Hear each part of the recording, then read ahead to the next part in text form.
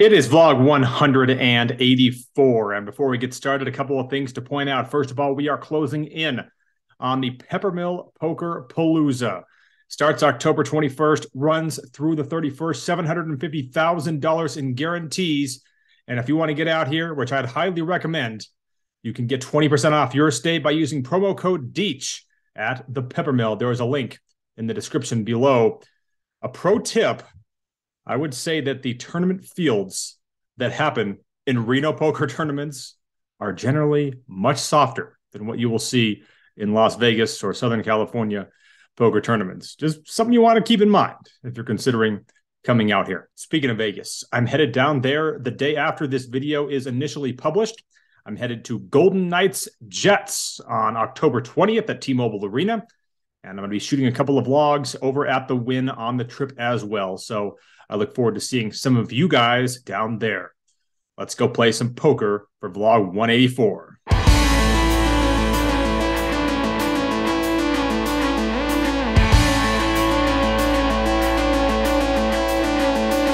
I cruise down Interstate 580 listening to a great episode of the Crest Live Poker Podcast by Bart Hansen. I've always felt that he's at his best going over hands in rapid-fire fashion with analysis mixed in, and that was definitely the case this past week.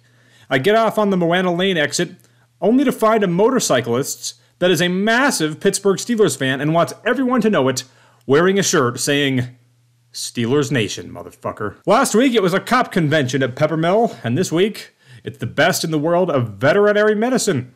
There was already a 5-10 game going at noon, but I couldn't get in it, and there would definitely be a wait.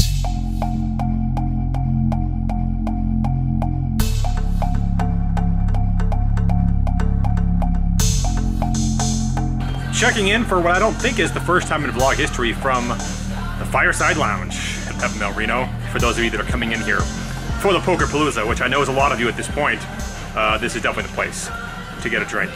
It was a week where I'd already been running hot. For the first time in my career, I made a straight flush on an unpaired board when I was up against the ace-high flush. Though if I could have picked which opponent in the game that it happened against, I probably wouldn't have picked the one that it did. That was also a good day for our boy Bugsy, by the way, as he made a $1,000 call on the river, seemingly knowing his opponent was in punt formation, and sure enough, he was right. Finally get into a game on table 1 with the other game going on table 6. Which one was better was up for discussion. Playing 5-handed at table 1, we get an under-the-gun raise, and I have the premium holding of 3-5 of spades in the hijack and decide to make this call, as does the cutoff. And with 105 in, the flop is ace, king, jack, 2 spades. Under the gun checks. I check. The cutoff decides to bet 30, and it folds back around to me, and I make the call with my flush draw. With 165 in, the turn is the queen of spades, giving me said flush. I elect to bet $55 here, hoping hands like ace-8 and ace-9 will stick around, in addition to, of course, all of his 10s. He doesn't think too long with it, and decides to call. And with 275 in, the river is an offsuit 4. I come out and bet 100 here, thinking he's going to raise the turn a lot of the time if he does have a 10, which is the reason why I decided to size down. It's a spot where if I get called, I'm likely winning, and if I get raised, I'm likely losing. In this case, the former is what takes place, creating a $475 pot. I show my hand, and he angrily mucks. Kathy then calls me for a table change to table 6, featuring Mr. Z, the Pro MC, and Ken Shamrock, who would bail right after I got there. The first hand I get is the Robbie, though I will admit I decided against playing it. Before I could even get my phone set up, I'd win $350 when I flopped top pair with ace-10 against Mr. Z's pocket 9s, and he would bet 200 on the turn, to which I didn't fold. I didn't lose back a little flopping top pair with the queen 10. I wasn't sure what to do when it got min-raised, but after the flop was 3-bet, I felt very good about the fold. I pick up 2 red aces under the gun and make it 35. MP2 then 3-bets to 85. Folds around to me, and I 4-bet it to $235 here. He thinks about it for a few seconds and makes the call. So with 490 in, the flop is king 6-3 with a couple of spades. As the dealer is putting the flop out, I hear one of the other players tell his neighbor that they folded king-queen. Now, that shouldn't change a ton, but obviously we now know that it's much less likely that he's going to have a king in this spot. Also less likely he's going to have pocket queens. So my thought was to try and size down to try to keep hands like pocket jacks or pocket nines in this pot, if that's at all possible. So I decided to just bet $85 here, and he thinks about it for a second, before raising to $250 with about 300 left. I think this is a pretty clear-cut spot where jamming all in is the right thing to do, so that's what I opt to do. He doesn't take too long and calls my bet, creating a $1,600 pot. And of all the possible hands I would have ever expected to see, Ace-6 of spades was never one of them. But if you're going to call a 4-bet before the flop with Ace-6, you might as well flop a pair and a flush draw. Given the size of this pot, I will indeed be requiring your assistance here. I'm going to need you to hit that like button so my odds of winning both boards go way up. Let's see how this one plays out. So 2 clean runouts as aces somehow managed to beat Ace-6. Who could have seen that coming? I'm definitely going to remember this hand. This is a mid-session update. Last week, after careful deliberation, I decided to remove the Jack-4 from my range entirely. And now, I've decided to take Ace-6 out of my 4-bet calling range. This is the end of the update.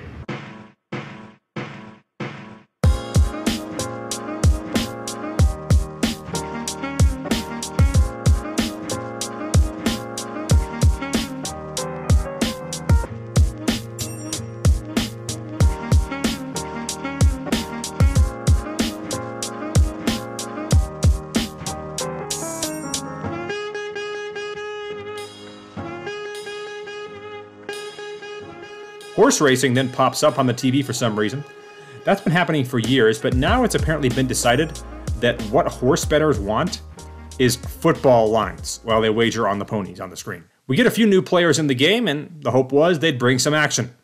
Mr. Z got a small amount of revenge on me in the inverse of the hand I mentioned earlier, as my pocket nines lost to his queen 10 on a 10-high board, and I paid him off on the river in a spot where I probably shouldn't have. After I folded nearly every hand for a half hour, I'd pick up the ace-10 offsuit, middle position 1, and make it 30. The button, who is an unknown, makes the call, as does the big blind. So with 100 in, the flop comes ace-10-5 with 2 spades, giving me top 2. I bet 60 here, and the button decides to call with the big blind check folding. So with 220 in, the turn is the queen of clubs. I bet 125 here, expecting most of her aces and flush draws to continue on, and sure enough, she does call. And with 470 in, the river is another 5. I bet 150 here, expecting certainly now all of her aces to pay off as her kicker's been improved in most spots. And sure enough, that's what happens. Creating a $770 pot, I show my hand, and she mucks. I switch seats and immediately look down at ace-king, but ended up bet folding it on the flop when I fired a c-bet and got raised. We then get a +1 straddle, and I make it 35 under the gun with pocket kings. The button is a vlog watcher named Patrick who 3-bets me to 105. Folds back around to me, and I decide on a 4-bet sizing here of $235, which the button decides to call. So with 485 in, the flop is queen 8-9 with a couple of hearts and 1 club. I didn't think that his calling range of a 4-bet from me was all that wide. Turns out, it was wider than I thought, per usual, but that was my read. I figured that ace-king, ace-queen, and 8s plus were probably most of that range. And a lot of that range is either not going to give me action or has me beat here. So with that in mind, I opt to just bet $115. He thinks about it for a minute and makes the call with about 500 behind. The turn is an ace. So now I lose to ace-queen as well. But I still figured that the right play was to bet here, and I opt to just bet $125 because now the hands that I'm getting paid off by are decreasing by the minute. He thinks about it for a moment, and finally says, I can't call you anymore, showing and folding the 7-5 of clubs for a gut shot straight draw with a backdoor flush draw, which never ended up coming in for the first half of it. So we take down yet another one, and the day is already an extremely good one. The guy that you saw a video of earlier, whose name is Dennis, went to the other game, and while he was racking up one of the biggest pots of the day that anyone saw, I then made a stupid mistake as I raised 9-10 of diamonds and got an 8-9 jack flop. I had basically decided that I was going to check call on the flop here because I wasn't sure how this other guy played. Problem was, he ended up betting full pot, and I still decided to call with a pair and a straight draw before ultimately folding to his $350 all-in turn bet. Really stupid call on my part because, one, he bet too much on the flop.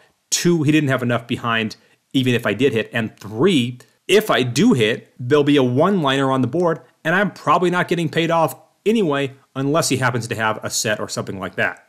So, a stupid little hand, but one I was very upset at myself about. Then I raised ace-king, but hit the flop too hard, as it came ace-king 3, and my $75 c-bet resulted in 2 quick folds. I would then raise ace-10 and flop middle pair on a king-high board. I thought I was making a thin value bet on the river, but just ended up value owning myself as my opponent did have a king who decided not to bet it on the turn. And finally, I raised a 35 under the gun once again with pocket kings. MP1 and MP2 call, as does one other player. So with 140 in, it comes jack high, all spades. As you can see, I don't have a spade. I decide to bet out small here, and MP1 raises me to 200 with MP2 cold calling that bet. This is definitely a spot to fold here for sure, so that is what I do. But take a look at how this hand played out. The turn went bet call, and the river MP1 checked, and MP2 jammed all in. That resulted in a 9-high flush hitting the muck, and the other guy showed pocket jacks for jacks full of 10s. But of course, the amazing thing about this hand is that this guy just called in a multi-way pot pre-flop with pocket jacks. I'm probably lucky that he did that, because had he 3-bet there, I 4-bet the kings, he probably calls, and then he flops top set. So that's not really the point. The point is just to mention how you'll probably just continue to see things in poker games that blow your mind. And that was just the latest in my game. So not a great final hour of play, but still a very good session overall.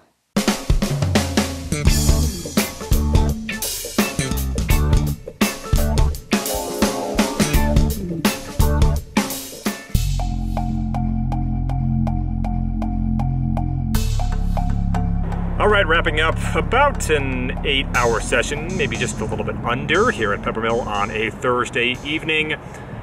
After pocketing that hockey puck that I had in play and then cashing out for another and some change, ended up booking a nice win of $1,376. Would have been a lot more, well, a little more, if I hadn't played a couple hands at the end there that I didn't necessarily have to, but so goes it. I won't complain. I continue to just bask in the enjoyment that is this 5-10 game. The 10-20 game is often going on, and it just makes this game even better. I probably shouldn't be talking about that because I'm kind of getting the secret out there, but let's be honest. What I say on this vlog, it ain't gonna change a damn thing.